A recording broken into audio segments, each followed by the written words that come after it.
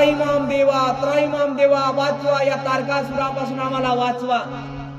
तेवढ्यात महादेवाचं बिंदू, तेज बिंदू डोळ्यापर्यंत आलेलं होतं. आता मिलन होणार आहे, तेवढ्यात काय झालं, देवांचा आवाज यांनी ऐकला. कोणा? महादेवांनी. महादेवांनी जसा आवाज ऐकला तसंच महादेव बाहेर निघाले. मनामध्ये जी इच्छा भावना होती, पतीविषयीचं जे प्रेम होतं, ते मिळालं नाही महापार्वतीला.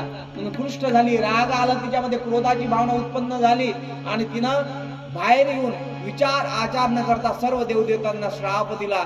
जसं तुम्ही मला या तेजापासून दूर लोटलं, या तेजापासून मला दूर लोटलं, पती धर्माचं जे आचरण होतं ते पूर्ण होऊ दिलं नाही, भोगाची वासना माझी पूर्ण होऊ दिली नाही, मी तुम्हाला श्राप देतो, तुमची ही वासना अतृप्त राहील. सर्व देवलोकांना श्राप देऊन टाकला. श्राप दिला म्हणजे हे देवलोक, देव गंधर्व वगैरे हे श्रापित आहे.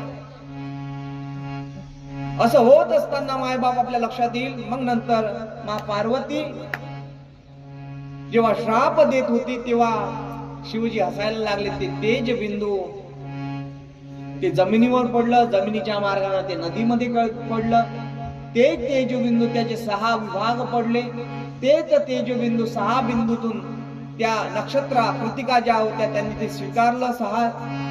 6 जणींना स्वीकारल्यानंतर षडानंद कार्तिक भगवंताचा जन्म झाला. बोले षडानंद कार्तिक भगवान की जय.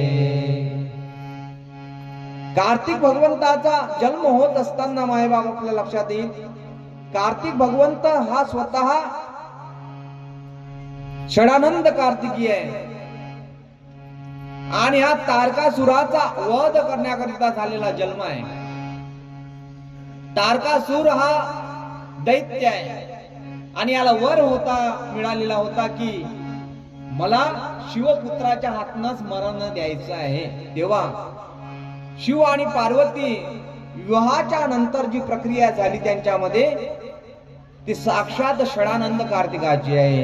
विवाह हित्वा गिरिजाम शंकरो लोक शंकरः गत्वा स्वपर्वतं ब्रह्म किमकार्षित तद्वदां चरितं शृण्वष्यामि शशिमूलेस्तु नारदः गृहजन्म कथा दिव्या तारकासुर सद्धमाः. तारकासुराला वध करण्याचा वृत्तांत कार्तिकाच्या कानावर यायला लागला. माज घातलेलं होतं, वर्ष झालेले होते, लोकांना त्रास द्यायला लागला होता, रतीचा भंग करणारा, जन्मांतराचा, स्त्री आणि पुत्राचा वियोग करणारा असे जे देवलोक होते त्यांना त्रास आण मा पार्वतीनं त्यांना श्राप दिला आणि त्या श्रापाचा आविर्भूत असं झालं की त्या षडानंद कार्तिकाचा अवतार झाला.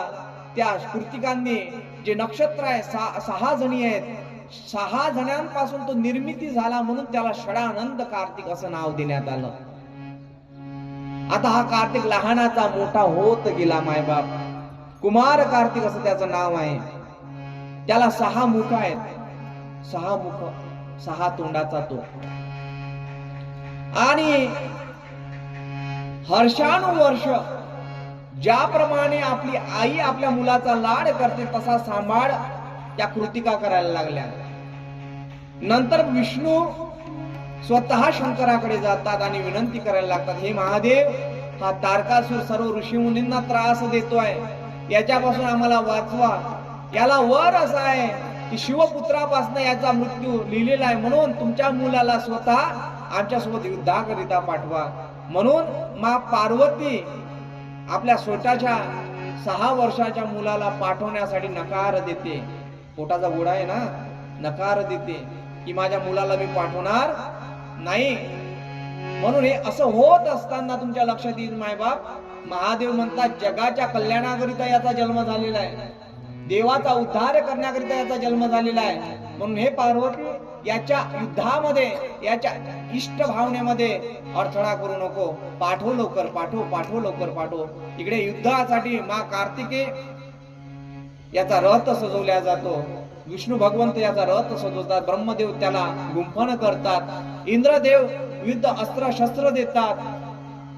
ज्या कृतिका होत्या त्या विविध वरदान देतात. वरदान युक्त तो सर्व सर्व सर्व साहित्य घेऊन विष्णूची नारायणी सेना घेऊन हा युद्धाला जातो. तारकासुर आणि स्वतः कुमार कार्तिकाचा याच्यामध्ये युद्ध होते आणि याच्यामध्ये स्वतः कुमार कार्तिके विजयी होतात. बोले कुमार कार्तिक भगवान की जय. तारकासुराचा वध होतो मायबाप. घनोघाट वध झाल्यानंतर कुमार कार्तिक तारकासुर यांच्यामध्ये युद्ध झाल्यानंतर तारकासुराचा वध केल्यामुळे विविध देव देवता उपवर देतात कोणाला, कार्तिकाला, कार्तिक स्वामींना. आणि उदो उदो करत करत करत करत करत करत मा पार्वती आणि स्वतः शंकराकडे विराजित करतात. पहिल्यांदा आणि शेवटल्यांदा बसलेला तो कार्तिकी आहे. कुठे बसला होता? मांडीवर. कोणाच्या? शिवाच्या. पहिल्या मांडीवर जो बसला तो कार्तिकी आहे. पहिला जन्म कोणाचा आहे? कार्तिक स्वामींचा आहे. म्हणजे महादेवाला पहिला मुलगा कोण झाला? दुसरा मानस पुत्र आहे महादेवाचा, तो मनातून निर्माण झाला होता म्हणून त्याला स्कंद आपण म्हणतो. रेवा खंडे, भरत वर्षे, जम्बू द्वीपे म्हणत असतो ना. पुराण खंडे, स्कंद पुराणे, रेवा वर्ते, आर्या वर्ते, रेवा खंडे, स्कंद, स्कंद पुराणे, स्कंद नाव त्याचं पडलं. आणि तिसरा मुलगा भगवंताचा कसा झाला?